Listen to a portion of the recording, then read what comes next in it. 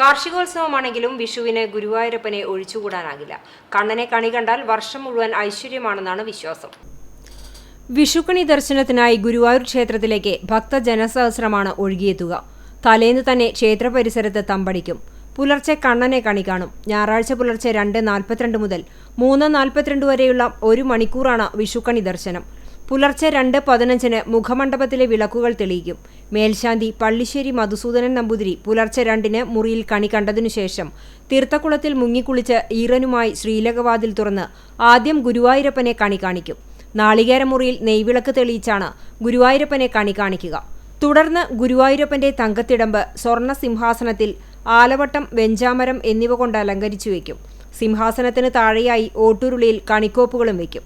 ശനിയാഴ്ച രാത്രി അത്താഴപൂജയ്ക്ക് ശേഷം കീഴ്ശാന്തി നമ്പൂതിരിമാരാണ് ക്ഷേത്ര മുഖമണ്ഡപത്തിൽ കണി ഒരുക്കുക.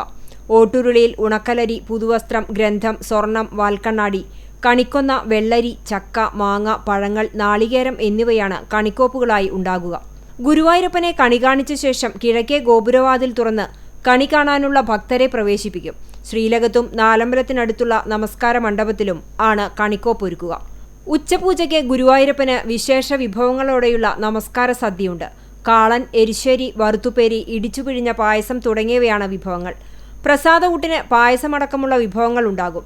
രാവിലെ 10ഓടെ പ്രസാദഊട്ട് ആരംഭിക്കും. രാത്രി വിഷുവിളക്കുമുണ്ടാകും. ലണ്ടൻ വ്യവസായിയായിരുന്ന പരേതനായ തെക്കുമുറി ഹരിദാസിന്റെ പേരിൽ കുടുംബാംഗങ്ങൾ നടത്തുന്നതാണ് വിഷുവിളക്ക്. 3 നേരവും വിശേഷാൽ കാഴ്ചശീവേലിക്ക് പെരുവനം കുട്ടന്മാരാരുടെ മേളം അകമ്പടിയാകും. രാത്രി വിളക്കിന് ഗുരുവായൂരപ്പൻ എഴുന്നള്ളുമ്പോൾ 10,000-ഓളം ദീപങ്ങൾ നെയ്ത്തിരികളിൽ ജ്വലിക്കും. ഇടയ്ക്ക പ്രദക്ഷിണമാണ് മറ്റൊരു വാദ്യവിശേഷം. കൂടാതെ നാഗസുര കച്ചേരിയും തായമ്പകയും ഉണ്ടാകും. CCTV news, Guruvayur.